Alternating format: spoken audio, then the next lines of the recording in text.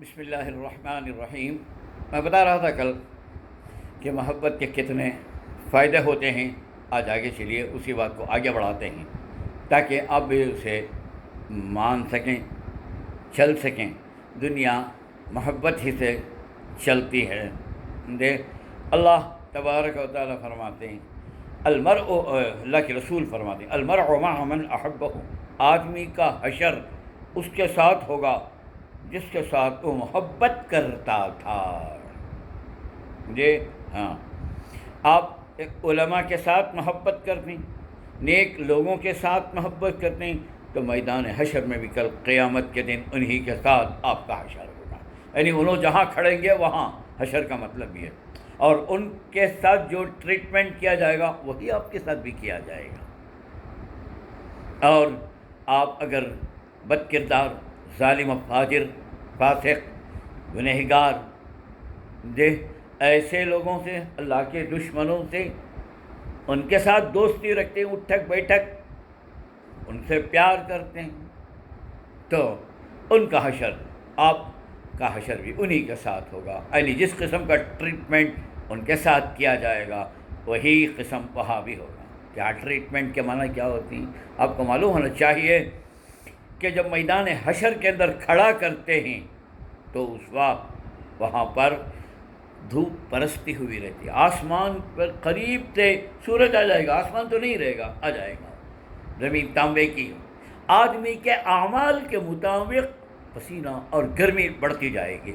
کوئی آدمی گھٹنوں تک، کوئی آدمی کمر تک، کوئی آدمی سینے تک، کوئی آدمی لبالب یہاں تک پسینے سے برابر ہوگا۔ یہ نشانی ہوگی اس کے گناہوں کی زیادتی کی۔ تو لہذا آپ ان سے رہیے، پیدا ہوتا ہے۔ حضرت تھانوی رحمۃ اللہ علیہ احسن المواعظ کے اندر لکھتے ہیں کہ ایک آدمی کے محبت کا فائدہ کیا ہوتا ہے۔ دیکھو، ایک آدمی ایک وقت کسی عالم سے مسئلہ پوچھتا ہے تو 4 آدمیوں کی بخشش ہو جاتی ہے، معاف ہو جاتے ہیں ان کے گناہ، ایک پوچھنے والی کی۔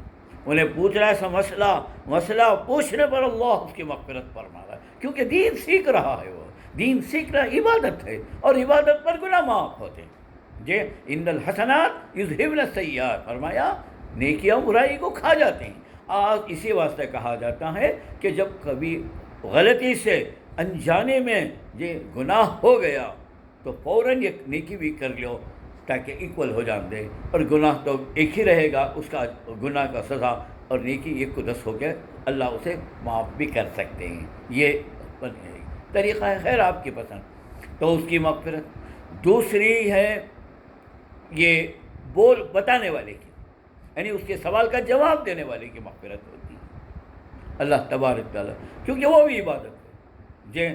اللہ بولے نا کہ فَاسْأَلُوا أَهْلَ الذِّكْرِ إِن كُنتُمْ لَا تَعْلَمُونَ، نہیں جانتے تو پوچھو۔ اور اللہ تعالیٰ علماء کو بلایا کہ میرے دین کو پھیلاؤ، دین کو بات بتاؤ، تو لہذا بتانا بھی عبادت۔ اس لیے تیسرا کھڑے ہو کر سن رہا ہے، اس کی بھی مغفرت، انہیں نہ پوچھ رہا ہے نہ بول رہا ہے مگر سن رہا ہے، یہ عمل کی نیت سے اور معلومات کی نیت سے، دین سمجھنے کی نیت سے، اس کی بھی مغفرت۔ چوتھا، یہی میرا اصل منشا تھا بتانے کا، ایک آدمی ہے نہیں ہے اس جگہ کو، کہاں کی سینکڑوں میل دور ہے، لیکن اگر یہاں رہتا تو انہیں بھی سنتا، اسے بھی محبت تھی، اس عالم سے، اس بولنے والے سے محبت تھی، کیا نہیں ہے انہیں، تو لہذا اللہ اس کی بھی مغفرت کرے، صرف محبت کی وجہ سے۔ ایک بزرگ کا واقعہ ہے، لکھتی وضو کرتے کرتے فوراً لوٹا اٹھا کو پھینکتی، کہ میں خدا کو بلا دلیل کے مانتا ہوں۔ لوگوں نے پوچھا حضرت یہ کیا ہوگا آپ کو وضو کرتے؟ ایک میرا چاہنے والے کی موت کا وقت آیا، وہ صاحب کشاف، ایک کتاب ہے تفسیر کی، ان کے بارے میں کہا جاتا ہے کہ ان کی موت کے وقت شیطان کو ان سے دلیل دیتا ہے خدا ایک نہیں ہے، کئی ہیں، انہوں جواب دیتی ہوں انہیں توڑ رہا ہے، انہوں جواب دلیل دیتی ہوں انہیں توڑ رہا ہے، تو ان کو اللہ تبارک و تعالی الہام کرتا، دل میں ڈالتا، وہی دیتا، یہ القاء کرتا، اور وہ نظارے معلوم ہوتی بزرگوں کو، تو بولتے ہیں ہمیں خدا کو بلا دلیل کے مانتے ہیں، اور چنانچہ آواز ان تک پہنچی اور وہ بولے اور ان کی جان نکل گئی۔ یہ کیا ہے؟ یہ ان سے محبت رکھنے کا نتیجہ تھا۔ کلمہ نصیب ہوا، آئندہ آئیے بولتا ہوں انشاءاللہ۔